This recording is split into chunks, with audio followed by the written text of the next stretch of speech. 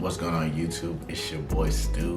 Yep, second video of the day. You know, since we talked about the Western Conference, we gotta talk about the Eastern Conference as well.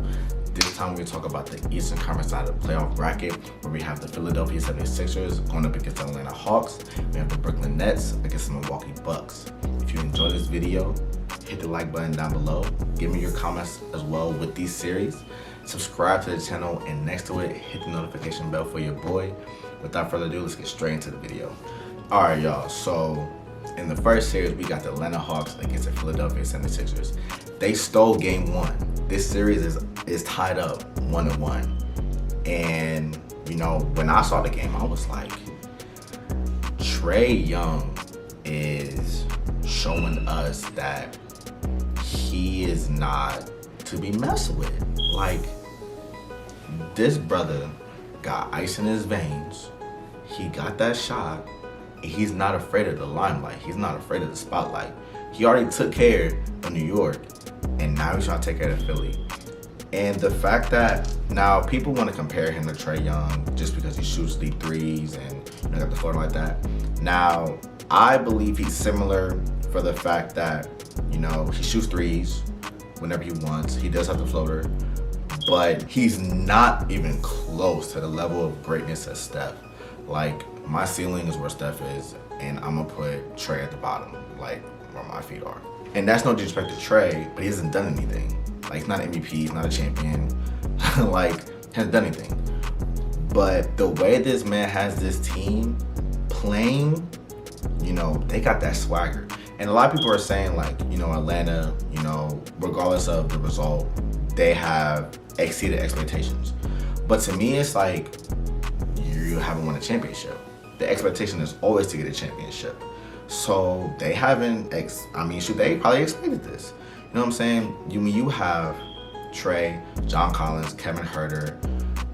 You got these Clint Capella. You have this team of young guns, you know, who got that chip on them. And I've said that in previous videos when I talk about the Hawks.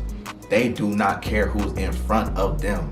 They are coming to play. They are coming to gut you. They are coming to kill and destroy. And we saw that in game one. Now, when you have a collective unit playing like that, hey, you do what you gotta do. And first quarter, this man was just like, he was killer. And you need that from your star player. You need that, because if my star player is eating up, that's giving me confidence, and that's making me boost. Like, all right, bet. You feel me? I gotta turn up with my guys. So that just brings a level of urgency and energy to his teammates. And it was really exciting to see. Joel Embiid, he ain't Shaq, but the boy is a man amongst men, dropping 30, 40 both games. Like, he is not to be messed with. But in game one, Atlanta was just too much. And in game two, Embiid, and then not to mention, Embiid has a small tear in his meniscus. Now, that's still very significant. I couldn't walk when I messed up my meniscus, but it's okay. We're not talking about me. But the way that he's dominating and bullying these boys, and the fact that he can shoot, you know, from the free throw, shoot a little bit from the three, shooting the mid post, step back. To me, he's a lesser version of Hakeem because of the way he got, you know, the moves, but he is dominating. You know, you got Seth Curry, who's a shooter. Tobias Harris is stepping up. Danny Green is okay. Matisse Thybulle is a great lockdown defender. But Ben, and see, anything I say is not personal. Ben Simmons is not going to be a great player in this league if he does not perform on the offensive rim. Bro, he is a dog defensively, and he's a freight train. To me, the way his body is built, if he just gets a little shot, same with Giannis, if he just gets a shot, bro, how are you stopping this man? And I get it, he's a double all-star or whatever, but bro, you're a liability. And I feel like Joel is getting to a, he may not say this, but I feel like he gets to a point where it's like, bro, all right, I need you to step up. I need you to do more than just dunk. I need you to do more than just sit in the paint. Because when you clog up the paint for Joel to work, it's like, why would I want my point guard to not be able to shoot, create his own shot? I get it. I may sound like a flashy guy, but it's like, bro, you got to do more than put up 6 points for me in game 2. I get it, we won, but come on now. That's because Shake Milton, you know, came in and was a spark, had 14 points off the bench. Do I expect that to happen all the time? No. So the 2 all-stars on the team should be carrying the team. It shouldn't be where one has 40 and the other has 6. You're supposed to be a duo. You're supposed to have both contributing in both capacities, in all points, rebounds, assists. I want the Sixers to be great. I want Ben Simmons to be great. I think Joel is already great. But until this man gets a shot, and I get it, he plays the way he plays because that's for him. But it's like, dude, you have to look at yourself and be like, yo, if we don't make it to the finals, if we don't win a championship, what is the problem? And if you look yourself in the mirror, it could be possibly the problem. So game 3 is in Atlanta. I think Atlanta will win game 3. I do believe that the Sixers can win game 4, but Ben has to go off. Ben has to be a dog. This is really a series that I don't think any of us were expecting. I think a lot of people were expecting the Sixers to win and really dominate, but Trae Young ain't having that. Nick McMillan ain't having that. So this series is gonna be really, really exciting to see. Game 3 is tonight. And I'm going for the Hawks. 8 times step up, baby. You know what I'm saying? We get a dub. Now moving on to the Brooklyn Nets and the Milwaukee Bucks. Brooklyn lost James Harden to a hamstring injury. They don't have Jeff Green either. But in game 1, you know, it was close. It was alright. You know what I'm saying? They did their thing. It was cool. Game 2 was a murder. It was a catastrophe. It was a tsunami. And they had no heart. The Bucks had no heart.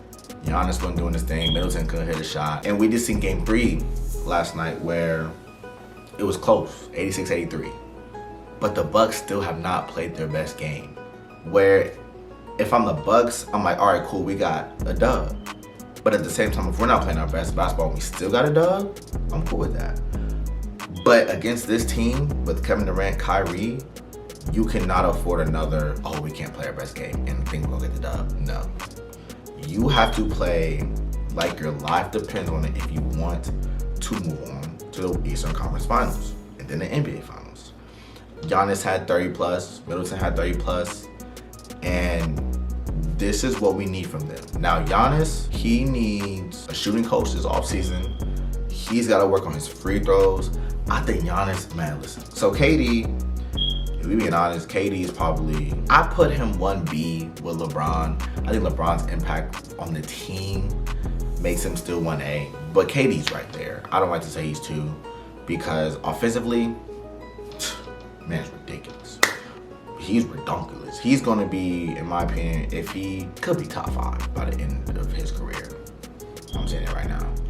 But if KD, you know, if he doesn't have a slow start and the Bucks were up by like 22, 23 points off rip, but the Bucks slowly but surely lost the lead and Nets were coming back and coming back and coming back. And, you know, that can't happen against the Bucks. That can't happen against the Nets.